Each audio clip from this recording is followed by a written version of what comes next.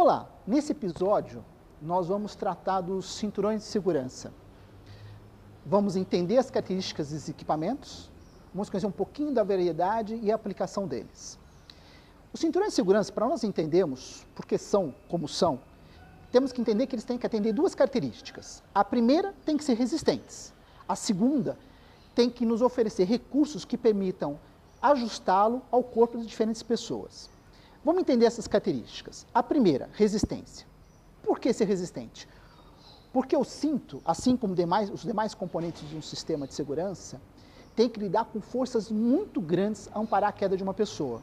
E são forças tão grandes que algum componente desse sistema tem que ser capaz de amortecer essa queda e preservar o corpo trabalhador dessas forças.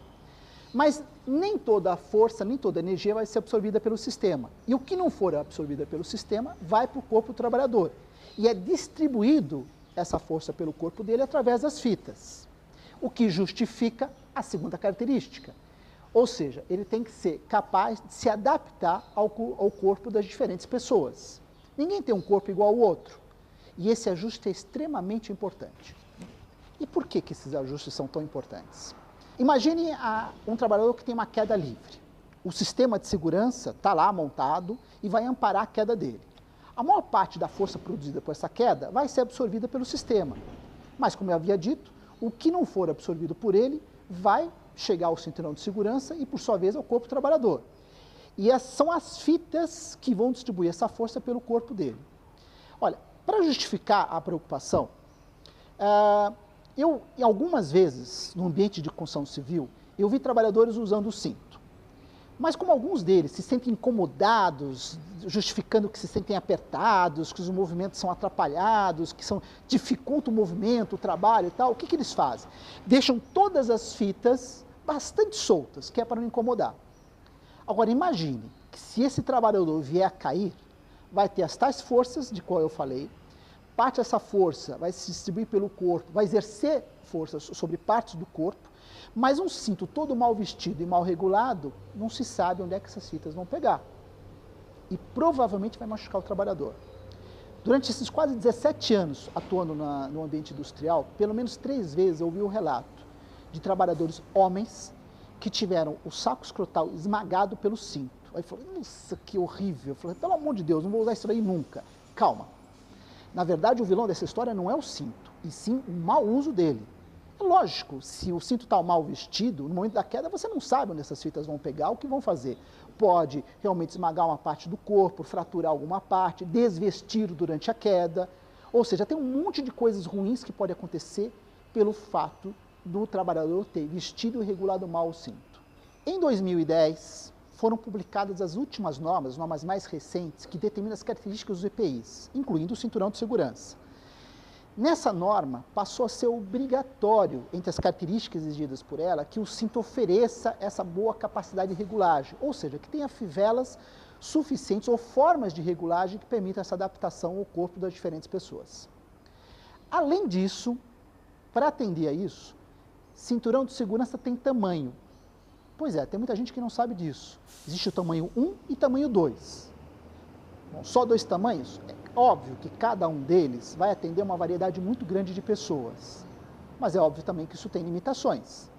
Então, o tamanho 1 vai servir para várias pessoas, mas alguém pode ser um pouco maior, ter um corpo um pouco mais volumoso e não consiga vestir o tamanho 1. Ou o contrário, né? O tamanho 2 seja grande demais e não dê regulagem para alguém muito pequeno. Vamos para uma questão mais prática. Vestir o cinto. Olha, isso daqui pode ser tão difícil, ainda mais para quem não está acostumado a usar o EPI ou não conhece o modelo, que eu já vi em sala de aula, instrutor usando vídeos do YouTube, mostrando alguém tentando vestir o cinto só com o objetivo de entreter a plateia, só para fazer as pessoas rirem, certo? Então, para evitar que vocês paguem micos, né, ou invistam tempo demais, mais do que precisa para vestir isso, eu vou dar uma dica. Eu não digo que essa dica vai resolver tudo, mas ajuda bastante. Começa pelo seguinte, o que é em cima, o que é embaixo. Então, imagina chegar para um trabalhador, treinar o osso para ele e falar assim, top, se vira, daqui meia hora eu volto, se você não conseguir eu te ajudo. Né? Bom, para evitar isso, aí vem a dica. Todo o cinturão de segurança, todo, qualquer modelo de qualquer fornecedor vai ter uma conexão no dorso, na parte das costas, que é isso daqui. Todos têm. E eu sei onde fica. Eu sei que é a parte das costas e a parte alta. O que está saindo disso são ombros. Então, o que eu faço? Localizo essa conexão e aí, por ela, eu já posiciono o cinturão. Quer dizer, eu sei o que é a parte de cima, o que é a parte de baixo. Sei o que está saindo dele é o ombro. E o resto, olha, eu dei sorte, não enrolou muito. Aí o resto é você desenrolar e ajeitar isso. Bom, agora que já sabemos qual é a posição certa de vestir o cinturão, aí vem o trabalho de colocar. Isso é como um macacão. O macacão a gente não veste pelas costas? Então, o cinturão de segurança é a mesma coisa. Então, quando vamos fazer? Já ele com a posição certa de vestir, nós vamos colocar no chão, identificar os locais onde vão colocar as pernas e pelas costas nós vamos vestir.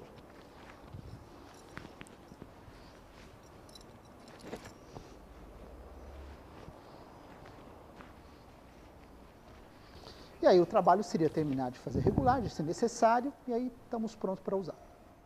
Uma outra característica que a norma da ABNT de 2010, que trata esse cinturão de segurança, aborda, são os tais elementos de engate, que eu estou chamando como conexões, que pode ser vários. E a norma, ela divide esses vários elementos de engate em 3 categorias: proteção contra queda, posicionamento ou suspensão. Nesse caso, esse modelo que eu estou mostrando aqui, ele é semelhante àquele vermelho que eu estava usando há pouco. Ele tem a mesma estrutura. Ele, inclusive, a conexão frontal ou peitoral, ele tem a conexão dorsal, porém tem algo a mais, que são essas conexões de ombro. Para que servem? Isso aqui foi pensado em ambientes restritos, em espaços confinados, em que, na eventualidade de um resgate, imaginando um trabalhador desmaiado, inconsciente, se ele estiver conectado aqui pela parte frontal, peitoral, ele vai estar com o corpo levemente inclinado para trás. Se ele estiver preso à conexão dorsal, consequentemente ele vai estar com o corpo levemente inclinado para frente. Ou seja, usando um ou outro, ele estaria com o corpo numa posição que poderia dificultar o resgate. Como o espaço pode ser muito apertado, ele com o corpo em diagonal não permite uma manobra de subir ou descer com ele. Por isso, criaram essa conexão de ombros, em que uma pessoa inconsciente porta com a cabeça caída, mas o corpo reto, na vertical, facilitando ou permitindo, viabilizando o resgate, seja a manobra subindo a vítima ou descendo a vítima. Uma outra informação importante. Já vi empresas que se preocuparam em comprar um cinturão de segurança com esse tipo de recurso, e talvez, até a própria venda, talvez mal feita e tal, mas ignorar o fato de que você só consegue usar essas conexões aqui de ombro com esse acessório chamado suspensor. Por quê? Se eu fizer uma amarração direta, seja com cabo de aço ou corda, ou seja, o cabo que vai sustentar, vai içar a vítima, se eu fizer direto, a parte em Y, quando você colocar o peso da pessoa, ela tende a se fechar sobre o corpo dela. Quer dizer, no mínimo, vai fechar aqui a parte de trás aqui da nuca e empurrar a cabeça para frente. Na pior das hipóteses, vai pressionar o capacete ou a cabeça dela. Então, para que isso não aconteça e essa distribuição, então, seja segura e confortável, você precisa de acessório funcional, que é uma peça rígida que funciona, na verdade, como um cabide, dividindo o ponto de sustentação, o cabo de aço ou a corda, entre os 2 pontos de ombro. Isso aqui é um modelo de cinturão de segurança, um velho conhecido, né? Porque há muitos anos se usa. É o cinturão de segurança tipo abdominal. Eu falei velho conhecido porque durante décadas se usou isso, e durante muitos anos, quem atuava em altura, na verdade, só usava isso, até, inclusive os modelos de couro, né? Que, vale comentar, estão proibidos. Okay? Não se pode mais usar material natural para a confecção de EPIs. Por normas, obrigatoriamente precisa ser fibras sintéticas. Muito bem. Isso daqui para que serve? Para posicionamento, ou seja, para ajudar o trabalhador a assumir uma posição confortável para a tarefa que ele precisa desempenhar. Isso daqui não é para amparar a queda de ninguém. Cair com isso daqui é se partir em 2. Bom, o que ele tem? Então, isso daqui vai envolver a parte abdominal e de cada lado nós temos uma argola de aço, de muita resistência, onde você vai usar um acessório, que é um talabarte de posicionamento. O cinturão de segurança abdominal, a gente deve entender como sendo um acessório do cinturão tipo paraquedista. Não dá para usar ele sem o cinturão paraquedista, porque cada um faz a sua função. O cinto abdominal, o que ele está fazendo aqui? Ele está me ajudando a assumir uma posição adequada, confortável, para o trabalho que eu preciso desempenhar. Para isso ser possível, um acessório dele é o talabarte posicionamento. Talabarte vai ser tema para o próximo vídeo, para o próximo episódio, tá? Mas inevitavelmente eu tenho que adiantar isso agora. Então, junto com o cinturão abdominal, para conseguir essa posição de trabalho, eu preciso usar o talabarte de posicionamento, que existem os modelos fixos e os modelos reguláveis como esse, que é isso daqui, ó, que me permite regular a distância que eu quero do equipamento da estrutura onde eu vou trabalhar. Okay? Bom, olha como é que ele está funcionando. Eu estou com o peso dos meus pés aqui sobre a estrutura. E apoiando a minha lombar é que tem o cinto abdominal. Então, nessa posição de uso, ele é confortável. As minhas costas estão apoiadas e eu consigo desempenhar a tarefa que eu preciso. Okay? Se pendurar nele, a coisa muda muito. Se eu precisasse mesmo me pendurar, o que aconteceria? O peso do meu corpo faria ele fechar sobre os ossos da minha bacia, do meu quadril. E só de se pendurar dói muito. Imagine cair então. Okay? Bom, ele está cuidando então só do posicionamento. Para minha segurança contra quedas de altura, eu estou usando o meu cinturão de segurança tipo paraquedista e o meu talabarte de segurança. Okay? Então cada um faz a sua função. Não dá para prescindir de um desses itens aqui do equipamento. Os modelos de cinturão de segurança que a gente demonstrou até agora, conhecidos como cinturão de segurança tipo paraquedista, os modelos mais básicos, eles foram projetados para serem usados na eventualidade de uma queda.